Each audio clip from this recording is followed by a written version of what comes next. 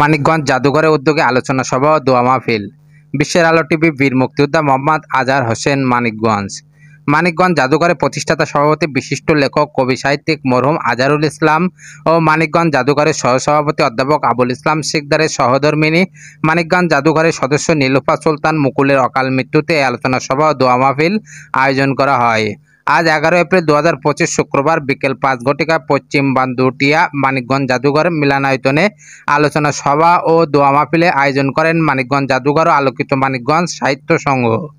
আলোচনা ও দোয়া মাহফিল শুরুর আগে পবিত্র কোরআন তেলাওয়াত ও 1 মিনিট নীরবতা পালন করা হয়।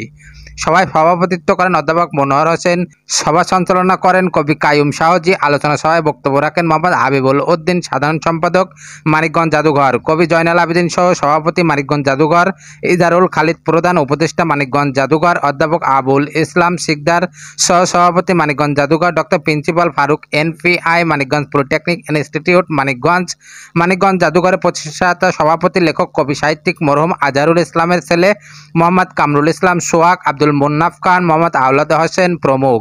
দোয়া মাহফিলে উপস্থিত ছিলেন বীর মুক্তিযোদ্ধা অ্যাডভোকেট আব্দুল বাসিত ভূঁইয়া, বীর মুক্তিযোদ্ধা মোহাম্মদ আজহার হোসেন, বীর মুক্তিযোদ্ধা মোহাম্মদ মোসলেম উদ্দিন, বীর মুক্তিযোদ্ধা মোহাম্মদ ইমদাদ হোসেন, বীর মুক্তিযোদ্ধা মোহাম্মদ হেলাল উদ্দিন সহ আরও অনেক মুক্তিযোদ্ধা উপস্থিত ছিলেন। আলোচনা সভায় বক্তারা বলেন, মানিকগঞ্জে একটি মাত্র জাদুঘর, আমরা মরহুমের প্রতিষ্ঠান জাদুঘরকে এগিয়ে নিতে চাই, সেই জন্য উপস্থিত সকলের সহযোগিতা ও পরামর্শ কামনা করেন।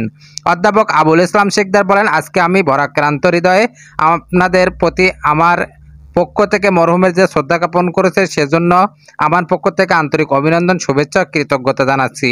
অনুষ্ঠানে দোয়া পরিচালনা করেন মাওলানা মতিউর রহমান।